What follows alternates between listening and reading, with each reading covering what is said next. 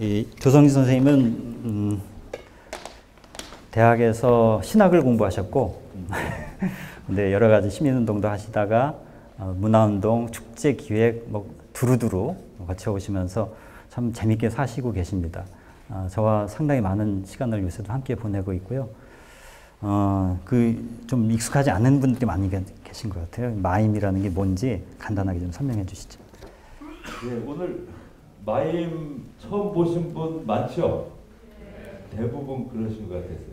제가 마임 딱 시작하는데 전부 너무 엄숙하셔가지고 제가 엄숙해졌어요. 너무 힘들어서 공연하기. 좀 익숙해야 이제 즐기시는데, 예, 아직 즐기실 정도의 장르가 아니어서 우리 한국에 마임 하는 사람들이 우리 마임 협의회 40명 정도 돼요. 진짜 한 줌밖에 안 되는 사람들이라고 합니다. 저희가 많이 찾아뵈야 되는데 그렇게 못해서 죄송하고요. 마임은 그리스에서 시작된 것이라고 이렇게 정리가 돼 있지만 사실은 온 민족들이 다 마임을 갖고 있습니다. 우리나라 같으면 무당들이 귀신, 보이지 않는 존재, 귀신을 몸으로 드러내서 만나게 해주잖아요. 그러니까 보이지 않는 것을 몸으로 드러내는 것. 그러니까 마음도 그렇죠. 마음도 보이지 않는 것인데 아무리 사랑한다고 생각해도 그것이 전달이 안 되는 의미가 없죠. 그래서 몸을 통해서 내 마음을 드러내주는 것, 그것을 우리가 마임이라고 할 수 있을 것 같습니다. 그것이 이제 말을 안 하고 하는 움직임으로 정착된 건 얼마 안 돼요. 마임 그러면 옛날에 우리 탈춤이나 이런 것처럼 막 잡피, 희극 뭐 이런 것들인데 정치적으로 이렇게 검열이 심했을 때 그때 마임이 이제 영국에서 이제 굉장히 필요했었던 거예요. 검열을 못 하잖아요. 글이 아니니까. 그런 역사도 있습니다. 그래서 마임을 마음의 움직임 이렇게 해서 마음의 움직임을 줄여서 마임이라고 한다고 설도 풀어주신 적이 있어요. 참 맞는 해석 같은데. 근데 제가 처음에는 음반만 틀어놓고 하면 어떻겠냐 그런 생각을 했거든요. 근데 굳이 이렇게 현악사진들을 직접 하셔야 된다고 지휘까지 그 이유가 뭐였어요? 사실 모멸감 같은 그런 사실 드러내기도 힘든 마음을 마임으로 하기가 참 어렵습니다. 뭐 화난 거 이런 건 할 수 있는데 모멸감을 저 깊숙이 있고 우리가 그걸 드러난 것을 접한 적이 없기 때문에 그것을 드러내도 잘 그것을 인식하기가 힘든. 그래서 그럼에도 불구하고 드러내는 것을 자주 해야 되겠다. 제가 도움이 된다면 마임을 하겠다. 그런데 마임만 봐서는 그렇게 재밌는 것을 많이 해드리기 좀 어려워요. 다른 주제에 비해서. 그러면 그걸 좀 부담을 나눠주자. 음악, 우리는 원래 악가무를 우리나라의 전통 속에서는 분화되지 않은 것을 갖고 있는데 그것이 저는 다른 거라고 생각해요.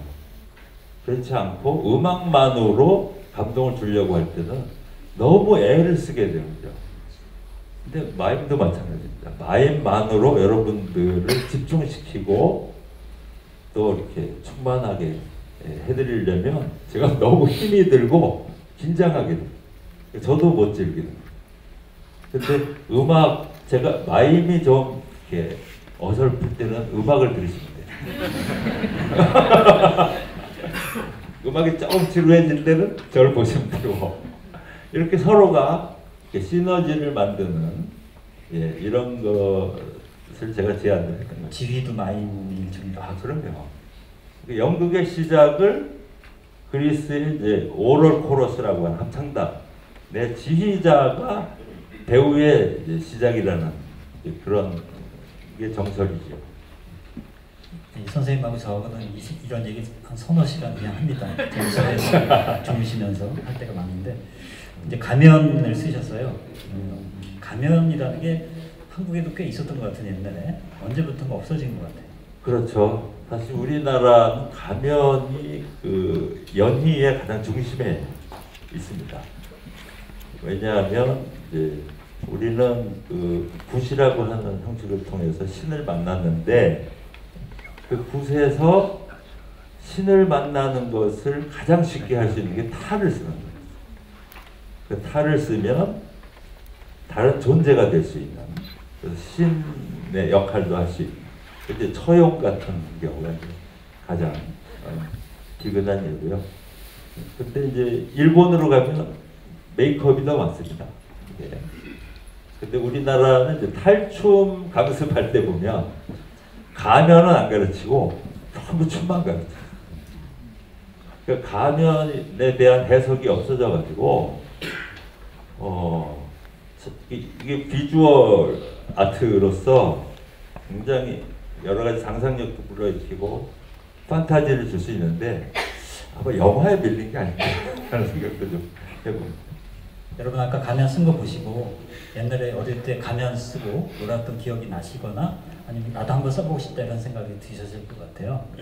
살면서 우리 가면들 실제로 많이 쓰는 거고 그 가면과 마임의 관계, 마임 중에도 가면과 관련이 있나요? 그렇죠. 그 제가 처음에 마임을 배운 게 이제 한 15일간 배웠는데 그걸로 아무것도 할 수가 없더라고요. 그때 이제 교과서도 좀 프랑스에서 마르셀 마르소라고 하는데 이게 마임의 왕자래요. 그분이 이제 처음으로 우리나라에 왔을 때 제가 그 본 공연이 가면 만드는 사람이라는 공연이 있었습니다. 그거 한 10편 되는 작품을 집에 와서 그날 밤에 다 카피해서 다 외우고 잤어요. 해가지고 워낙 저희가 이렇게 스타디 할 수 있는 기회가 없으니까 잠깐 좀 보여주시겠어요? 예, 제 작품은 아닌데 예. 판토마임의 하나의 고전이 가면 만드는 사람. 곡은 감정의 위장이라는 곡을 배경으로 해서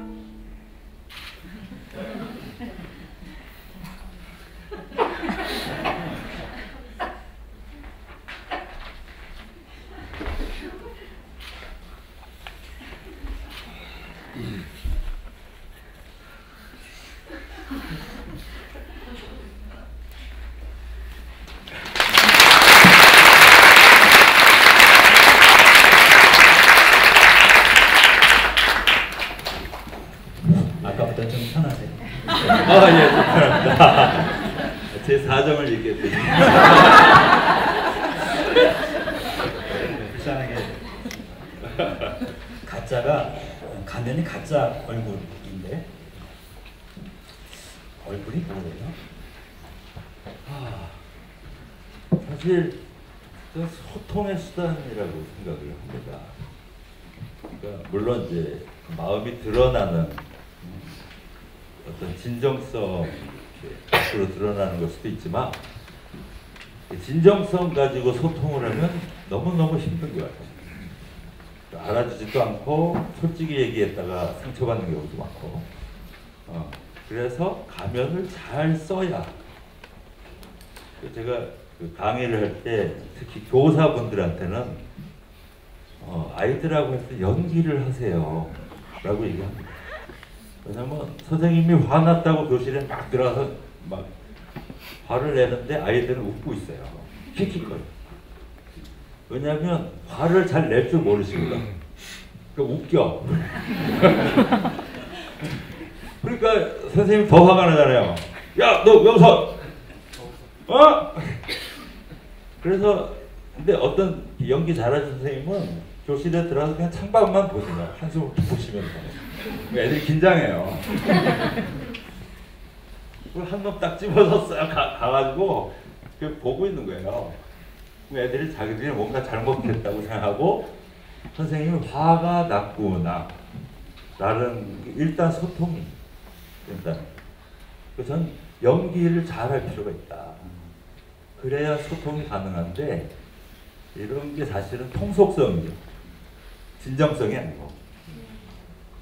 근데 통속성에 빠져도 안 되고 그렇지만 통속성이라는 게 없어서도 통하기가 두루 통하기가 힘들어요. 전 그런 게 얼굴이기 때문에 얼굴을 좀 활기 있게 가지고 있으실 필요가 거의 한 얼굴로 사시는 분이 있어요. 지금도 안 웃는 분 있거든요. 어차피 놀이잖아요. 삶의 많은 부분이 지금도 그런 맥락이죠. 그렇죠. 사실 이렇게 우리가 누리는 걸 수도 있잖아요. 소통이라고 하는 것을.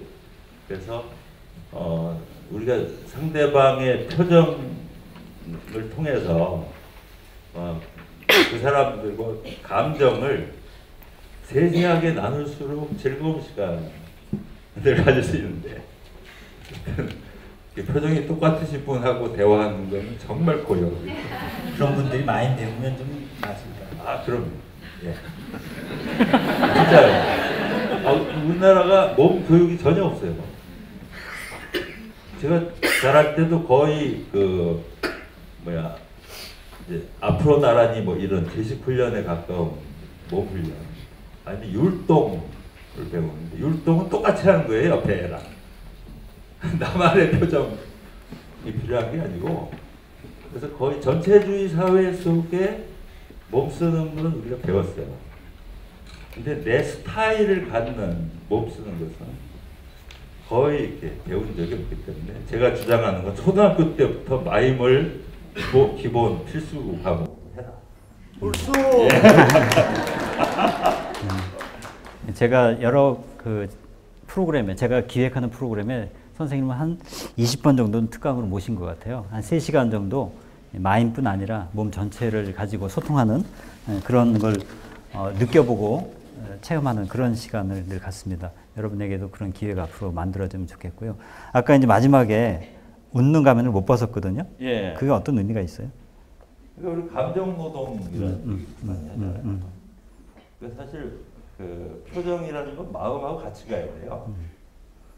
근데 이걸 분리해서 노동으로 이제 표현을 하니까 사실 웃는 것이 나중에는 경련이 일어납니다. 이게 마음이 없으면요. 그래서 그걸 용을 쓴다고 얘기해요. 저는 여기 중단전에 힘을 주는 건데 그러면 표정이 생겨요. 이렇게. 근데 이게 빠지면요 표정이 안 생겨요. 이게 얼굴 용자하고도 통해요. 그래서 용을 쓰면 표정이 생긴다. 그래서 지금은 너무 이 그 표현을 물화시켜 가지고 그냥 물리적으로 끼워주는 상품에 끼워주는 게 돼버린 것 같아요. 이 감정 표현이라는 게. 그래서 몇 개 더 끼워줘 그러면 끼워지는 것처럼 그렇게 하는데 우리 사회 이 소통이 몸과 마음의 일치라는 데 대한 합의가 아직 없는 거 같아요. 제가 이렇게 대화를 늘 나누면서 배우기 때문에 이걸 나누고 싶었어요 오늘. 예, 저희 토크 퍼포먼스 여러 번 해봤고요. 예, 잠깐 들어가서 좀 계시면 좀 이따 여러분에게 질문의 기회를 드리겠습니다.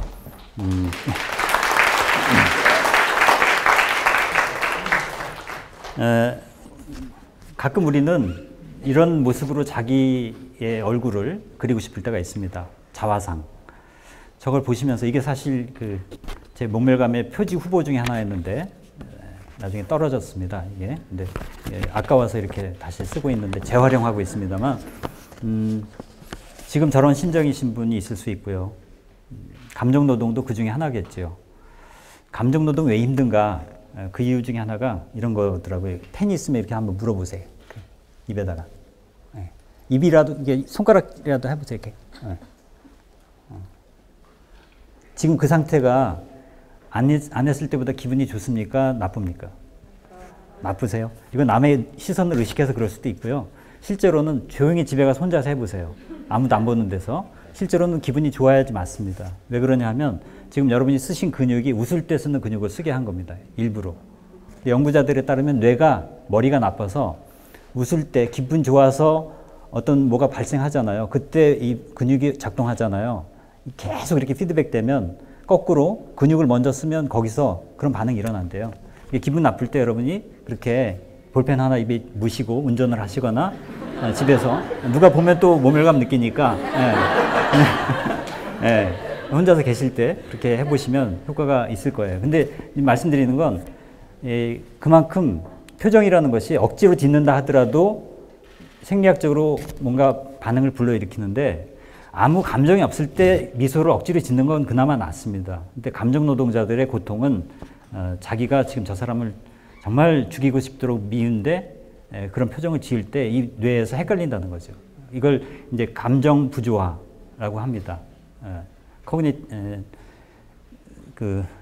갑자기 영어로 생각이 안 나네요.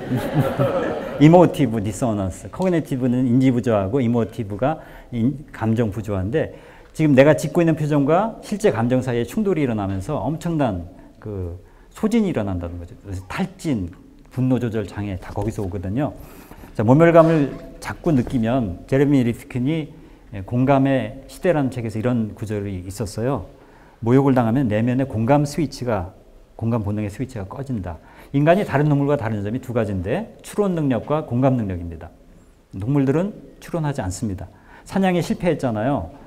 그런데 왜 내가 그 토끼를 놓쳤나 생각 안 합니다. 똑같은 방식으로 계속 진전이 없이 그냥 시행착오를 되풀이합니다. 그러니까 5만 년 전이나 지금이나 걔네들 사냥하는 거 보면 다르지 않습니다.